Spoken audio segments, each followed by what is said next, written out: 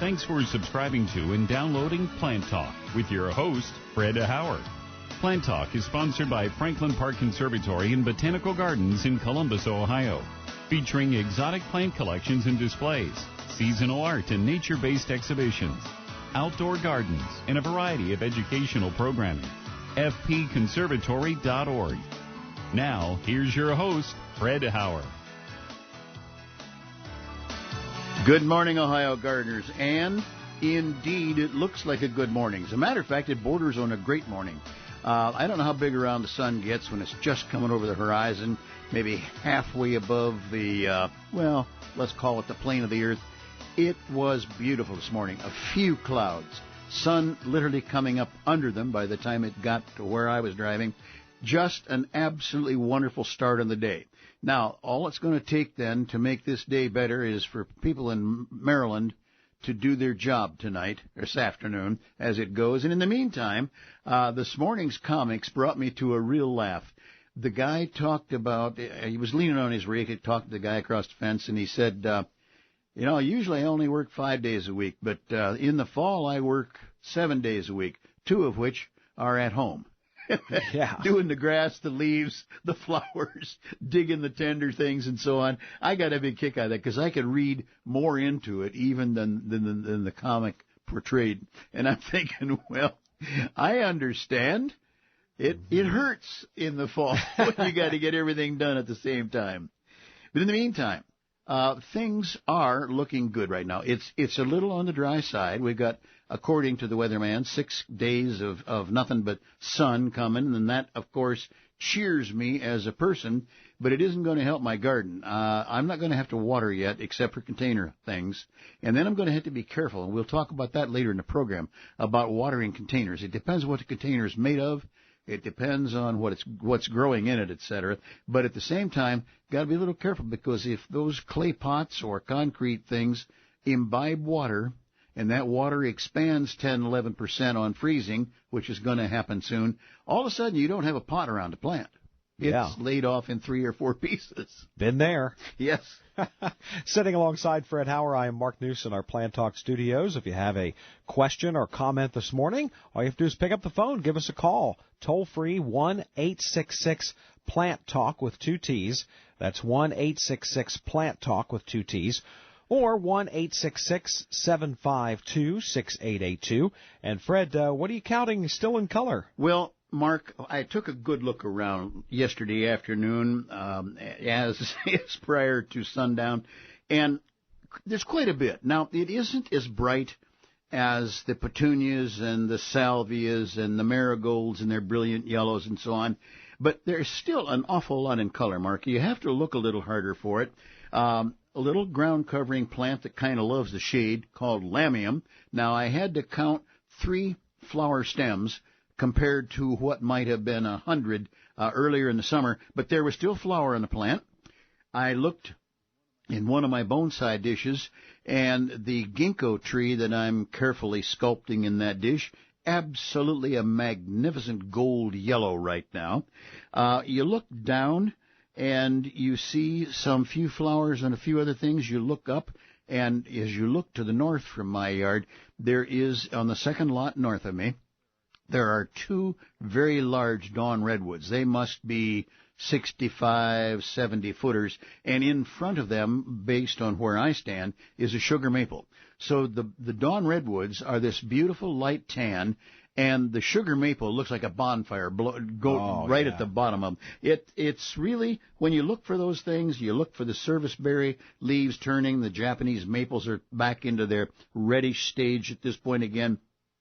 The more or less fresh arum leaves, and I've mentioned arum a number of times, wonderful plant for ground covering and growing on in a shady area.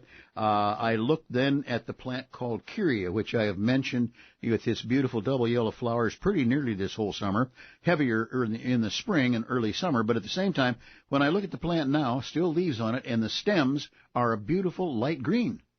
Very nice. I tell you, and with the brilliant sunshine we've had this week, boy, the leaves, what's left, they sure look beautiful. Indeed.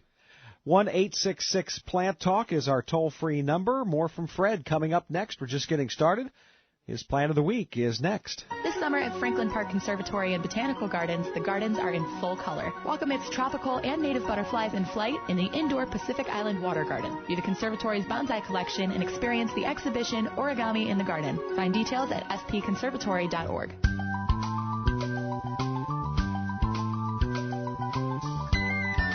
And welcome back to the program. Mark News here alongside Fred Howard, the Ohio nurseryman. And Fred, your plant, or I guess in this case, plants of the week. Yeah, I do that commonly because you can't talk everything in just the 52 weeks we have each year. Let's call it trees of the week. Trees of the week, Let's do that. Right now, it is indeed trees. Now, some of the trees, in the sense that I'm just simply marking on my sheet here, all oaks. Now, all oaks are many. There are some, there are a lot of oaks that don't even grow here, and then some that grow here don't do well otherwise. But among the trees we can have good luck with here, the red oak, scarlet oak, for the most part, shingle oak, white oak, which is probably one of the best trees in this part of the world.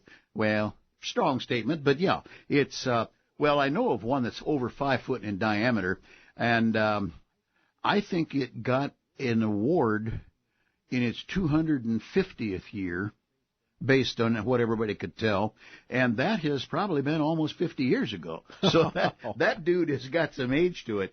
And then the pin and swamp oaks, which are similar. Now, each of those trees has variable color for fall. Some are kind of a nice glowing dark green, a little bit of gray underneath, and then they'll turn either into reds, burgundies, browns.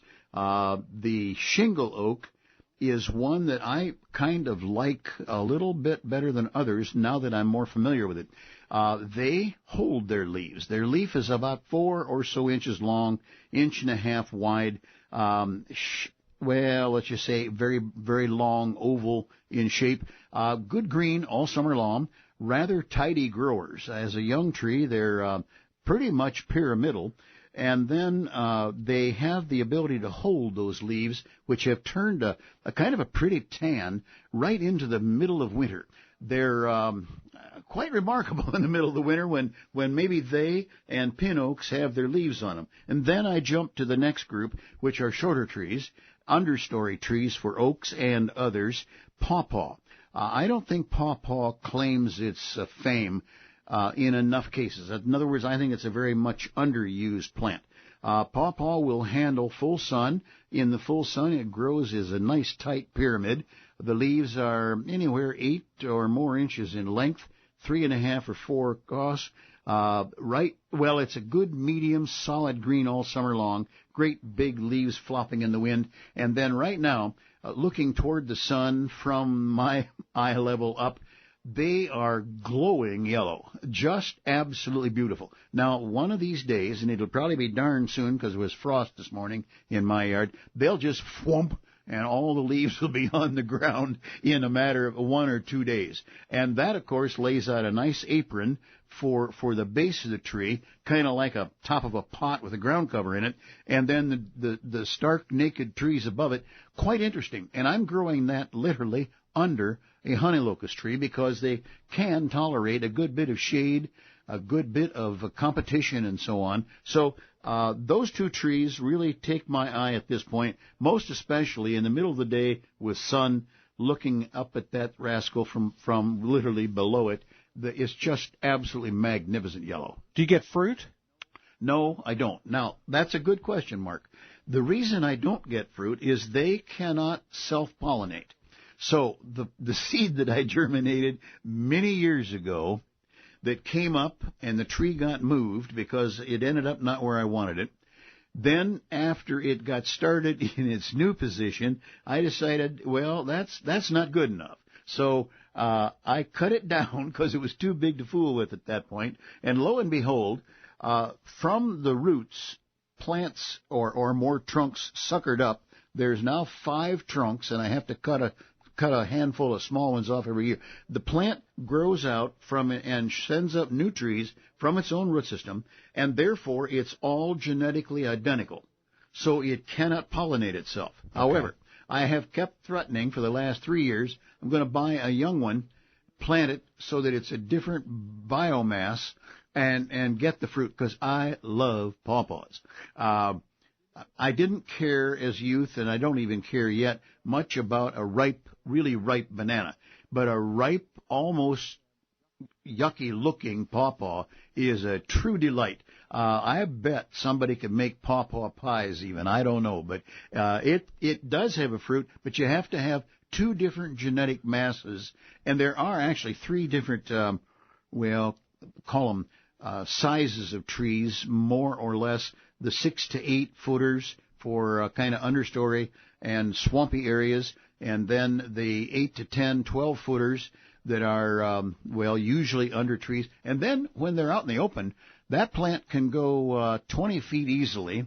Mine are presently probably hitting 15 and above. And then out in the open and in really ideal, very good soil and so on, they'll hit 50, 60 feet. So they can make a tree almost for anybody, but they do prefer a really high nutrient soil on the moist side. But, you can almost be promiscuous and plant it wherever you want it.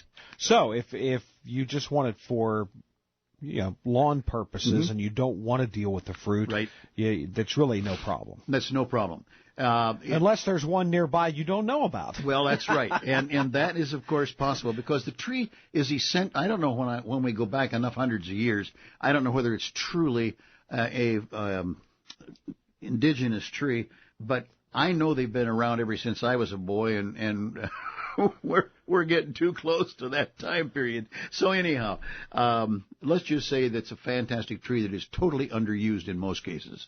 If you want to email Fred a question, just go to our website, which is planttalkradio.com, and click on the Ask Fred button, or email directly fred@planttalkradio.com, and we'll take some of your email questions coming up next on Plant Talk. Stick with us. This summer at Franklin Park Conservatory and Botanical Gardens, the gardens are in full color. Walk amidst tropical and native butterflies in flight in the indoor Pacific Island Water Garden. View the conservatory's bonsai collection and experience the exhibition Origami in the Garden. Find details at fpconservatory.org.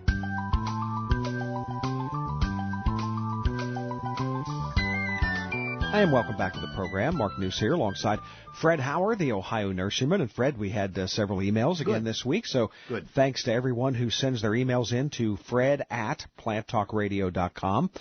Jack wrote in, he says, I planted some sedum this spring. The variety was Autumn Joy.